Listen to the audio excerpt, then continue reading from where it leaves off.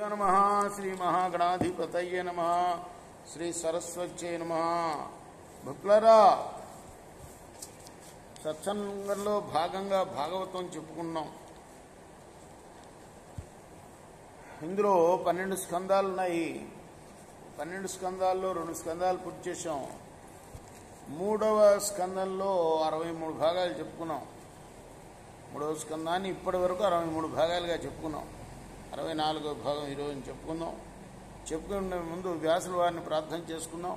వ్యాసాయ విష్ణు రూపాయ వ్యాస రూపాయ విష్ణవే నమో వై బ్రహ్మణదేవాసిష్టాయ నమో నమః. సమర్థద్గురు సాయినాథ్ మహారాజ్ की जय. తల్లి దేవహూతి ఏమడిగిందో నిన్న చెప్పుకున్నాం కపిలుణ్ణి. ఆ ప్రశ్న ఆలకించిన తర్వాత మందహాస సుందర వదనార విందుడై మహానుభావుడు ఆ కపిలుడు కన్న తల్లితో అన్నాడు, అమ్మా విను, ఈ చిత్తం అనేదే మోక్షానికి బంధానికి కారణం. మోక్షం వచ్చినా దీంతోటే రావాలి, సంసార బంధం వచ్చినా దీంతోటే రావాలి. ఇది ఎప్పుడైతే త్రిగుణాలతో సమ్మేళనం చెందుతుందో ఈ చిత్తం, అప్పుడు బంధం కలుగుతుంది. బంధనం 2 చెప్పాడు కదా స్వామి, బంధం మోక్షం అని. ఇది రెండింటికి కారణం చిత్తమే. ఎప్పుడైతే త్రిగుణాలు ఏమిటవి,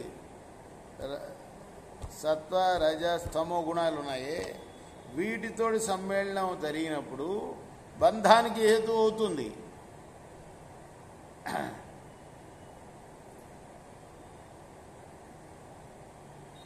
ఆ చిత్తమే ఎప్పుడైతే శ్రీమన్నారాయణుడి మీద ఆసక్తి కలుగుతుందో ఆ చిత్తానికి, అది మోక్షానికి హేతు అవుతుంది. సింపుల్గా ఏంటి మొత్తం సాంఖ్యయోగ సారాంశం ముందే చెప్పేశాడు ఒక ముఖలో. ఇక వివరంగా చెప్తాడు. ఏమిటది? ఈ చిత్తం మన మనస్సు ఉందే, మనస్సు ఎప్పుడైతే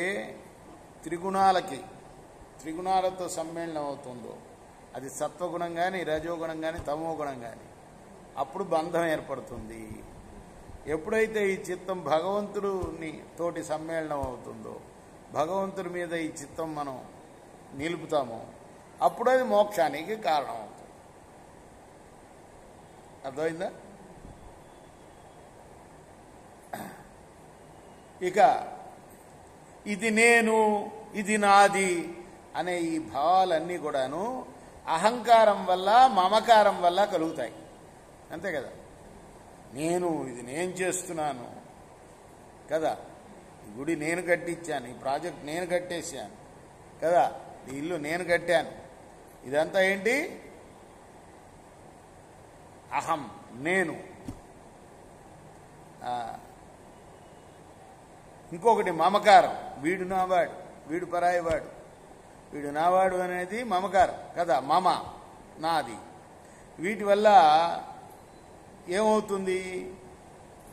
కామ క్రోధ లోభ మోహ మద మాత్సర్యాలు, అరిషడ్ వర్గాలు, ఇవి ఆవిర్భవిస్తాయి. ఈ చిత్తం వాటికి లోను కాకుండా విడిపడ్డప్పుడు అది పరిశుద్ధం అవుతుంది. చిత్తం పరిశుద్ధం అయినప్పుడు అప్పుడు మనం సుఖానికి విర్రవీగిపోము, దుఃఖానికి కుంగిపోము. ఒకే రూపంలో తీసుకుంటాం మనం వాటిని. ఏంటి మనం చెప్పుకుంటాం కదా రోజు శ్లోకం, ఆ శ్లోకం అదే అర్థం. ఏషాం త్వంతగతం పాపం జనానాం పుణ్యకర్మ తే ద్వంద్వమోహ నిర్ముత్వ. ద్వంద్వమోహాలు అదే సుఖ దుఃఖాలు కదా. సుఖానికి పొంగిపోవటం, దుఃఖానికి కుంగిపోవటం అనేది జరగదు. ఎప్పుడు మనస్సులో నుండి ఇవి తొలగిన నాడు. ఏవి తొలగాలి? అహంకార మమకారాలు తొలగినప్పుడు మరి సుఖానికి పొంగిపోము, దుఃఖానికి కుంగిపోము. అప్పుడు మనస్సు ప్రశాంతంగా ఉంటుంది.